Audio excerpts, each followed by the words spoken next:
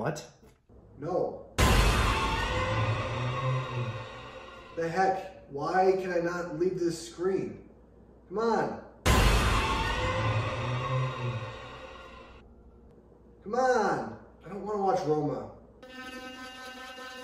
But also, like, kill my entire family, you know what I mean? But also, like, kill my entire family, you know what I mean? Kill my entire family, you know what I mean? Fine!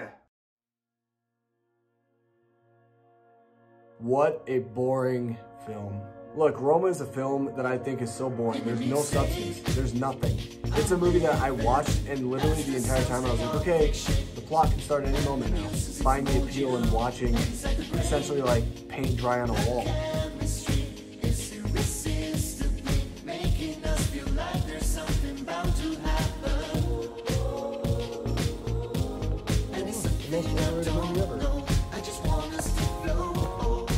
Yes. I see Mitchell says Roma, so let's get this.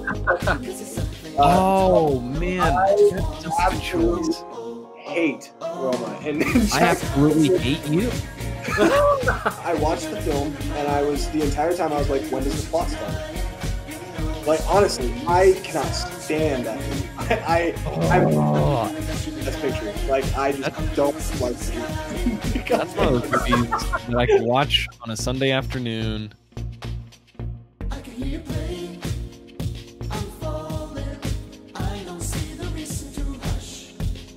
With this new video series, I figured I had to do Roma because, my goodness, ever since I started up my YouTube channel, this has been a topic that has been heavily debated between me and even my friends like Jackson. I see you, Jackson. I know.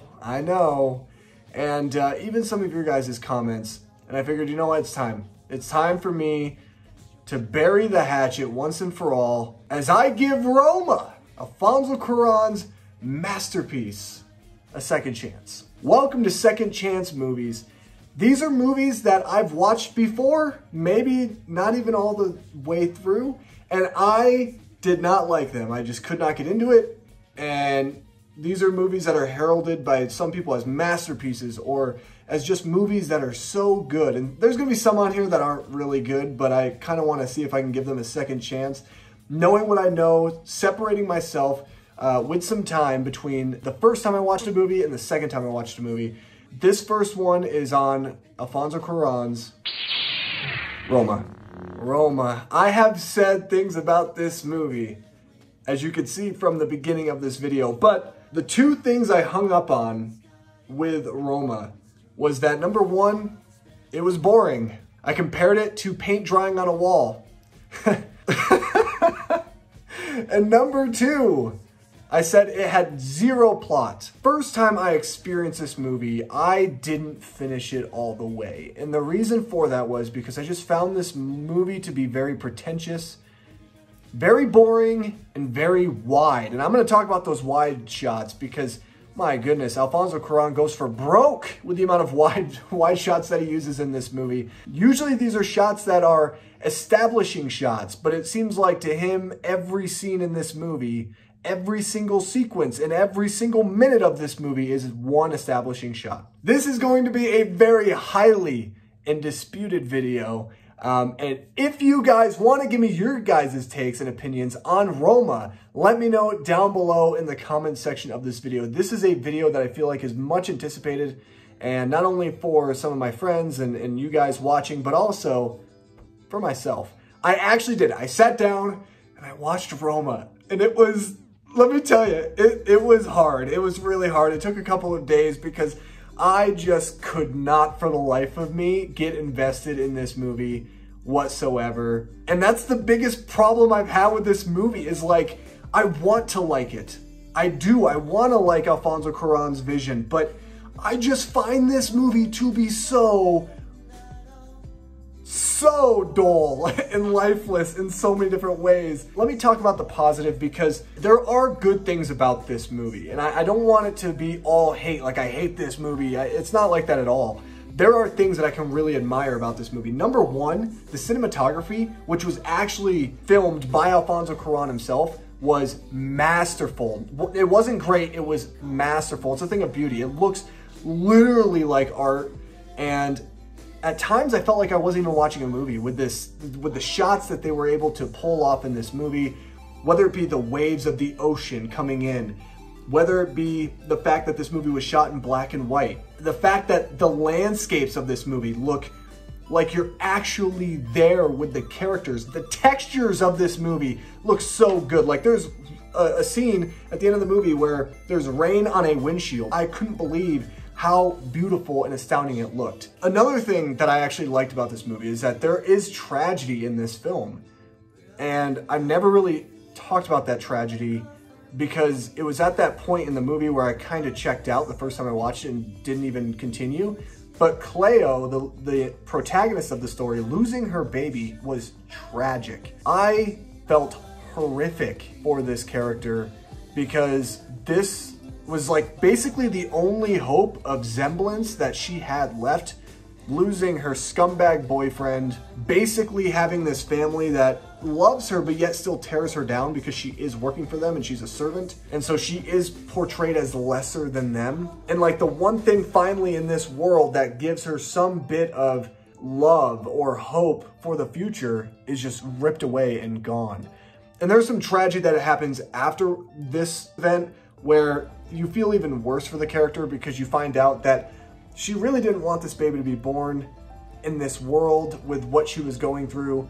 And basically Mexico around this time was not a place where you wanted your children to grow up. It was very scary and very unpredictable. And so I understood that.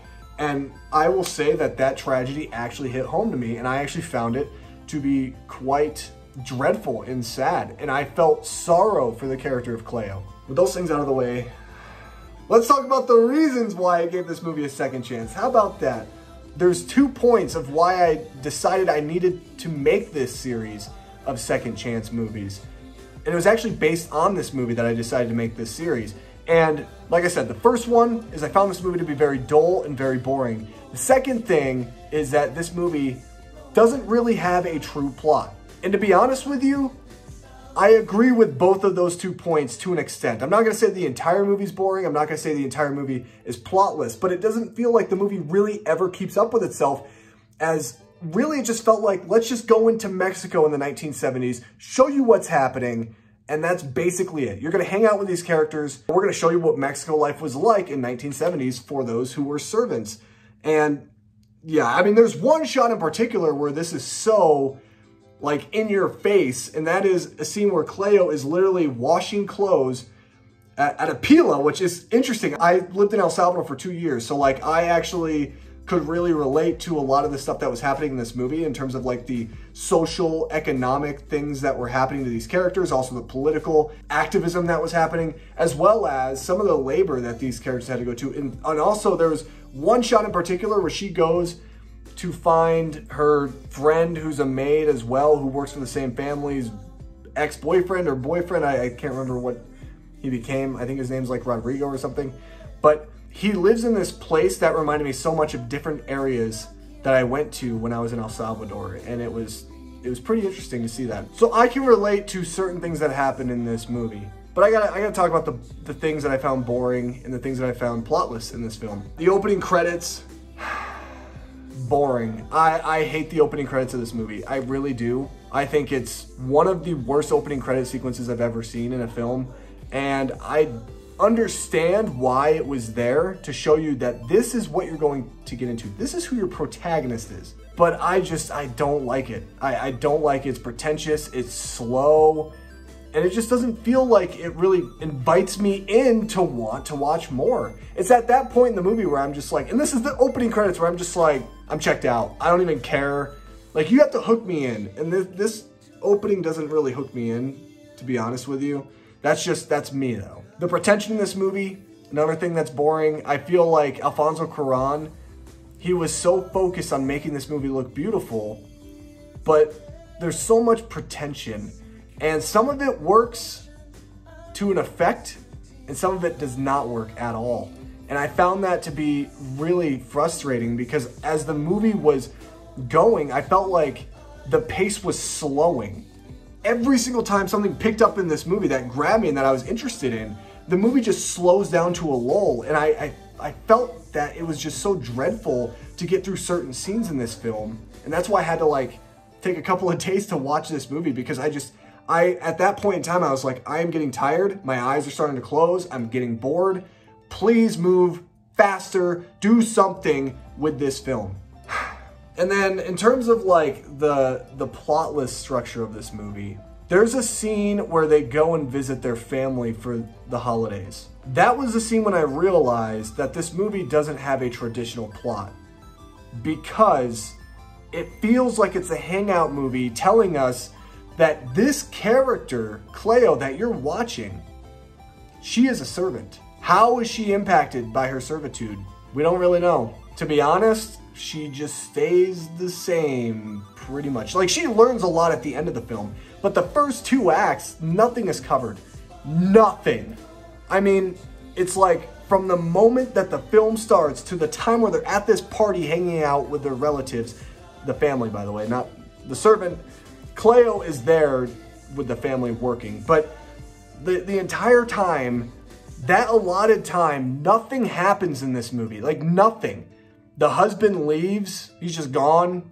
They don't give you that backstory until later on. You just find out that, oh, he has an affair with someone, and he's not coming back. And to be honest, Marina de Tavera, who gives a phenomenal performance, by the way, as the mother of the family, she's great in this film, and I feel like her and the protagonist Cleo's portrayals of these characters is so good that I unfortunately wish that they actually had some type of plot that they could do something in, because that's what it felt like to me. Is like Alfonso Cuarón was just like so invested in showing you how he almost kind of grew up, what Mexico was like in the 70s, and he doesn't really bother to kind of give you some type of construct where you actually want to be with these characters and hang out. I don't want to hang out with any of these people. I really don't. It's like one society thinks they're better than the other society, and then that society, the lower society, they're not doing anything interesting that really makes me want to spend time with them and want to explore this world. It's not like Once Upon a Time in Hollywood,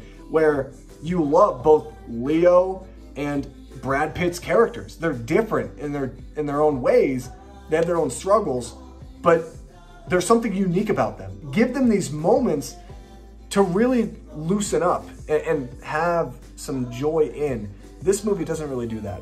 And like I said, this movie just feels like it's one sequence onto the next, onto the next, onto the next. It's sprinkled in with a couple moments of mastery in terms of like direction, in terms of what they're able to accomplish with the actual film. Like, they bring on this weird luchador person. I don't know who this guy is, this professor guy apparently. He's dressed in like a interesting costume, looks like a luchador. And I thought that was kind of interesting, but it goes absolutely nowhere. Like a lot of the things that happen in this movie. There's a forest fire for some reason, and they take forever showing you the pretension of this fire that seems to just go on forever, and there's like no point to it. It doesn't relate to anything, like, unless it has some type of symbolism behind it. I don't really understand why that's in the movie. There's a lot of these things where I'm like, I could pick apart and be like, why is this in the movie? And I hate that I feel that way. I do. I really, really want to love this movie. And like, I love the fact that so many people love it. There are things to really like about this movie, but I don't like the pretension. I don't like the pretension because it goes back into the boring aspect of it. I will say this, at least the pretension is better than something like Midsommar. Alfonso Cuarón knows what he's doing. Sorry, Ari Aster. Alfonso Cuarón, the guy's very respected. He's a genius behind the camera. And you can see that he really is smart and he's a genius, but he doesn't really give you anything to really cling on to. The last thing I want to talk about in terms of this film is, like I said, going back at the beginning of this video, I talked about wide shots. Every single scene has a wide shot. Every scene. Do you know what wide shots are supposed to be for? They're supposed to be for establishing shots. They're supposed to show you where you're going next in the film. And so having so many establishing shots in this movie to me is a little confusing because I feel like Alfonso Cuarón is saying that there's never a moment where you're just sitting, where you're just resting. And so maybe if you look at it from a symbolic point of view, it's like a servant's life. Do they ever really get rest? No. They're always moving on to helping in some different capacity each and every day. And so if I look at it from that standpoint, I can understand why they have so many establishing shots. I don't know if that's like too big picture. I don't know if that's just way out there.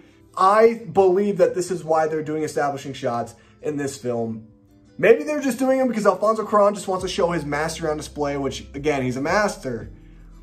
But it feels like he's such a genius that there has to be some explanation for all these wide shots. There has to be. And as I sat there watching the movie, seeing all these wide shots taking place, I started thinking to myself, maybe I'm giving him too much credit. And you may think that that is funny because I've been sitting here talking about how the movie's boring and pretentious and all that stuff. But think about it. I've also said that he is someone who knows his craft. He's a master. And so I think to myself, maybe I'm giving him a little bit too much credit and maybe not realizing that this is not just an evaluation on the servitude. Maybe it's an evaluation on us. That hits deep. He's a genius. Alfonso Cuarón's a genius. Roma. This was my second chance to Roma. Did my opinions change? A little bit. I respect the art of what this movie is. I still don't like the dullness, the pretension, and even maybe a little bit too much of the mastery. That is my second chance for Roma. What did you guys think? Let me know down below in the comment section of this video. I want to make these videos different. I want to make them a lot more enjoyable, entertaining, as well as I want to kind of put more thought on these films a second time around, not just look at it from the same point of view that I gave it the first time around. Thank you so much for watching this video. Make sure you drop a like on the video if you enjoyed it. Also, if you're brand new, consider subscribing to the channel for more content just like this. Thank you guys for watching, and I'll see you guys in my next video. Adios.